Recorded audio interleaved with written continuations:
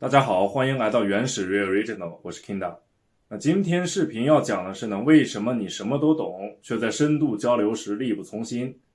那不知道大家有没有这样的经历啊？就是和朋友谈话的时候呢，你什么话题都可以参与进去，什么信息呢也好像都了解一点，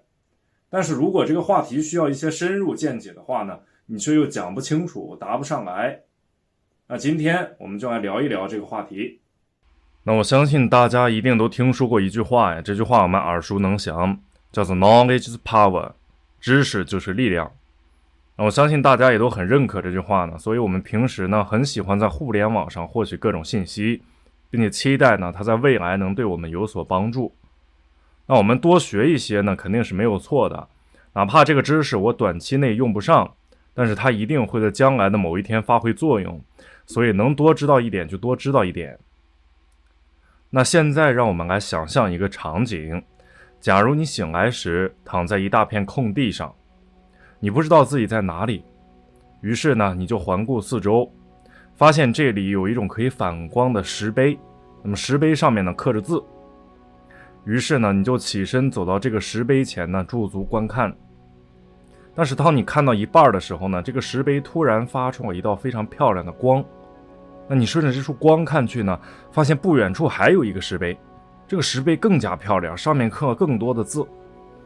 于是呢，你就顺着这束光走到了另一个石碑前，又开始阅读另一个石碑上面的内容，如此循环往复。那你会为了搞懂自己身在何处呢，而不断的去循着光呢，去探索这种石碑，就像一个开拓者一样。渐渐的呢，你发现自己呢沉迷于发现未知石碑的感觉，甚至可以从中找到快感。我相信这是一个非常容易理解的例子啊，但是在互联网的世界中，我们的想象还是太保守了一点。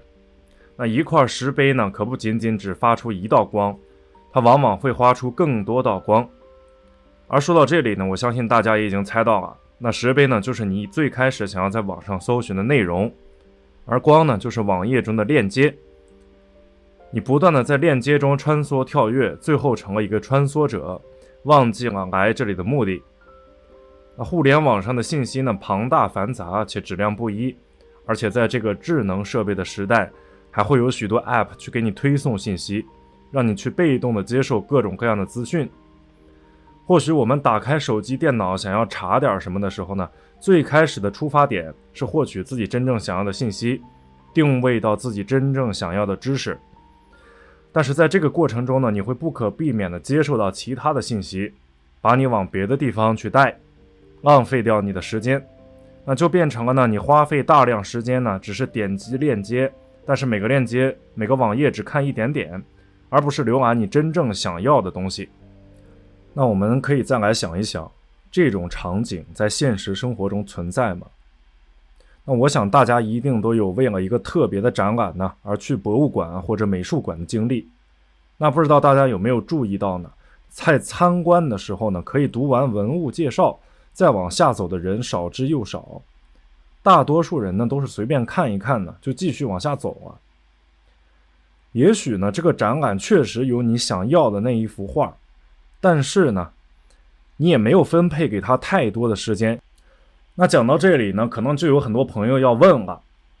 那我多了解一些不是也很好吗？虽然我接触到了很多额外的信息，但是我多了解一些信息又有什么不好的呢？也拓宽了我的知识面呀。那为了解释清楚这个问题呢，我们就再引入几个概念，它们是无知、有知和有意见。那这三个概念呢，是古希腊的哲学家柏拉图所提出来的，他在那个年代呢就已经注意到了这个问题。那么根据柏拉图所说呢，这种只理解了一半的知识便离开，或者说对于某种领域只知皮毛的人呢，他本身并不处于一个完全无知的状态，既不是有知也不是无知，那他就将这部分人呢称为有意见者。而总是专注于知识本身，可以做到把握规律并不断思考的人呢，才称为爱智者和有知。而他所讲的意见这个概念呢，可能比较抽象，它处于无知和有知之间，它比知识阴暗，比无知明朗。那么柏拉图所说的意见这个词呢，可能和我们今天所讲的意见这个词不太一样，你也可以把它理解成我们现在所说的见解这个词。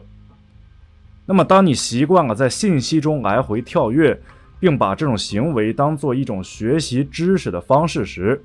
久而久之呢，就会发生我们所想的情况，变得对什么都了解，什么话题都能说上几句，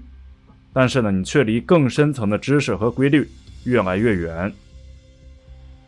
那这里呢，我们再回到片头所说的 Knowledge is power， 知识就是力量这句话。那知识确实是一种力量，但是呢，如果你以为的知识它的本质仅仅是一种意见，或者说仅仅是一种见解的话呢，它就不是力量了。那么在某些需要知识的场景，意见或者说见解显然是没有办法帮上你的忙。那柏拉图呢，他鼓励我们每个人去学习真正的知识。那放到当今世界来说呢，由于现代的信息源良莠不齐，我们每个人阅读和思考的时间都已经被挤占掉了大部分。去学习真正的知识也是一种有效的规避垃圾信息，避免自己陷入焦虑的一种手段。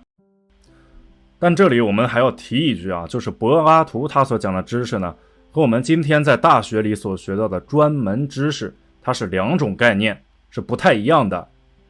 在柏拉图的语境中呢，知识更多的是一种永恒不变的规律，是一种形而上的东西。